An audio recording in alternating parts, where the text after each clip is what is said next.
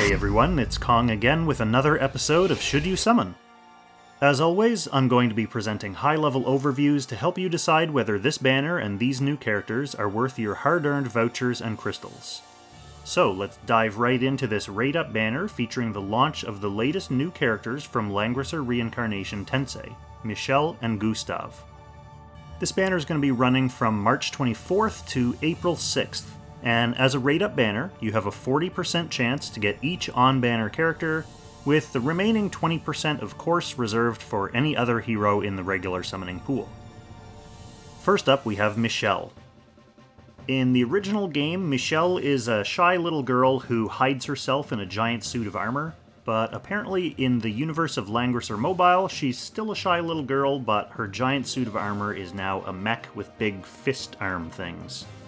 In terms of gameplay, she's a physical line AoE specialist. She has 3 different line AoEs, one pushes enemies backwards, one can completely reset its 1-turn cooldown if you hit 3 targets, and one is her 3-cost skill, which strips a couple buffs and gives Michelle some damage reduction. Every time she does damage to an enemy, they get a stack of increased AoE damage taken. If you manage to hit someone with 3 stacks of this, they'll do fixed damage to their own nearby teammates. Her most interesting skill allows her to set up a little remote turret copy of herself. Then whenever you use a line AoE, the turret uses the same skill in the same direction. You can't double dip and both damage the same enemies with both attacks, but this can let you get wider coverage or just increase your range while keeping the real Michelle safe. She's a member of Langrisser Reincarnation, buffed by Ares and Hilda, and Legion of Glory, buffed by Ledin, Elwyn, and Grenier. For bonds, she doesn't roadblock anyone else's bonds, and for her own bonds, she needs Nomi for her defensive bond and Rosalia for her attack bond. For content, in PvE, she's on faction for Scylla, Hugin and Munin, and Sleipnir, but she's not a particularly impactful choice in those kinds of fights. She is designed more for PvP, but specifically for certain kinds of PvP boxes, so in her case, AoE boxes. If you don't play a custom-designed AoE team, then she's really just a unit that does some AoEs, which obviously you can build your box however you want, but you want some coherence, and that's the role that she plays. So she's not bad, it's just that she does one thing well. Alright, I'll just mention this now since I haven't really talked about future availability in the past couple videos. Part of the reason for that is because we caught up a little bit on China when we had that double update around the holiday, around the time when Watham was released. And that means we don't quite get to see what banners new units are coming up on. Brand new characters for us tend to get re-released or tend to reappear on new banners in China shortly after the time that these banners come out, shortly after the time that I release these videos.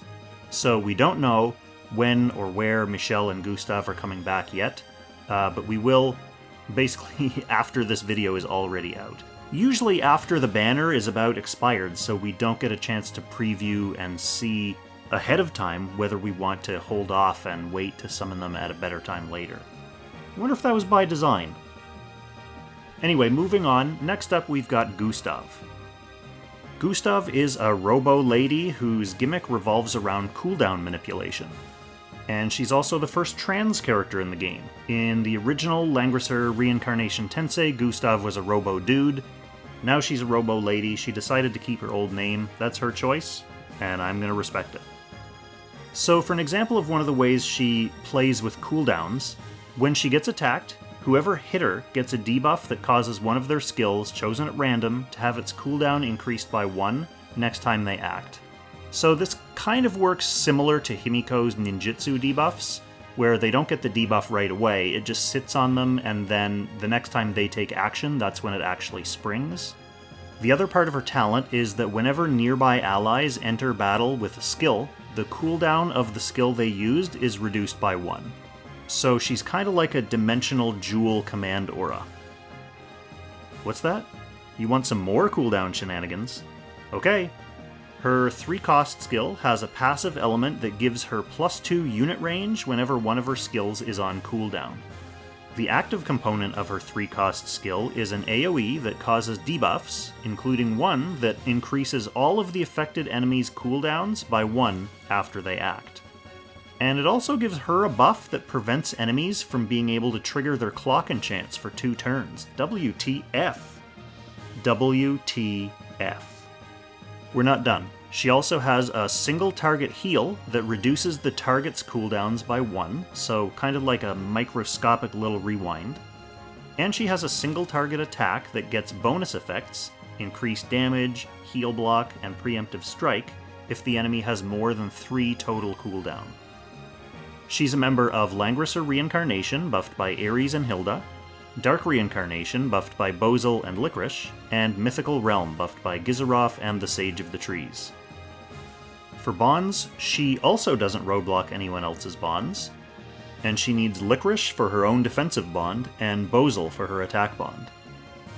For content, in PvE, she's on faction for Leviar, Fenrir, and Sleipnir, and she did appear in top scoring teams for Fenrir leaderboarding, until the Chinese meta seems to have shifted again.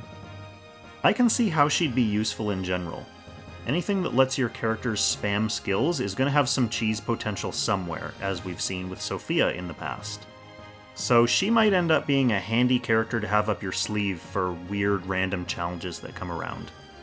On the PvP side, again, like Michelle, Gustav will be usable in certain kinds of PvP teams.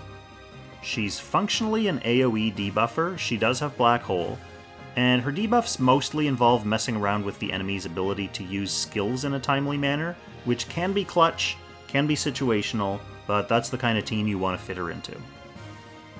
Alright, let's jump right into the notes for Noobs. Michelle and Gustav are both niche characters, not super useful in most PvE, not really worth building for newer players for general use. Gustav does have a special little corner of Ancient Beckoning, and they're both useful in specially designed PvP teams, but if you know that's what you're going for, then you already probably don't need me to tell you how they fit.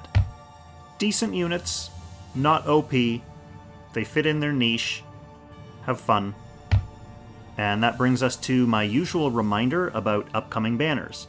Now, first of all, this isn't exactly an upcoming banner, but the SP upgrade stone for D-Heart should be coming next week, so if you want to build D-Heart, you're going to want to save 4,000 crystals to go deep in the lotto for that.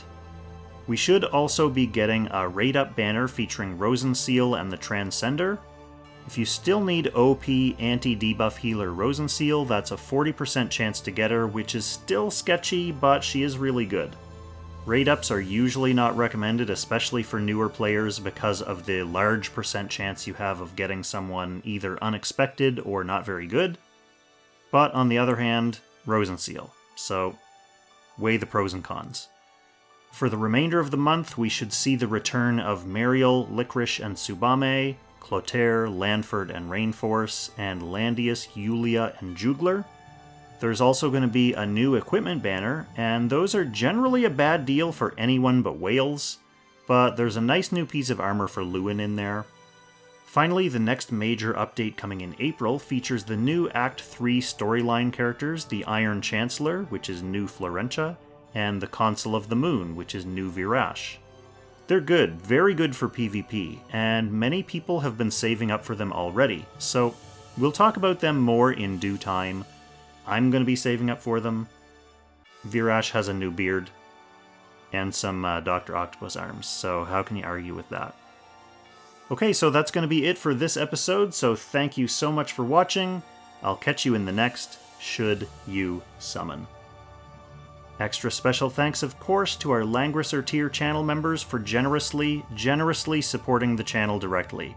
So thank you so much. Big shout out to Levitt, Derek Gunderson, Kate Soon, Jared Portela, Eden Seal, Jerome Meyer, and Shara Ilimerius. Punch that little join button below if you want to join these illustrious MVPs.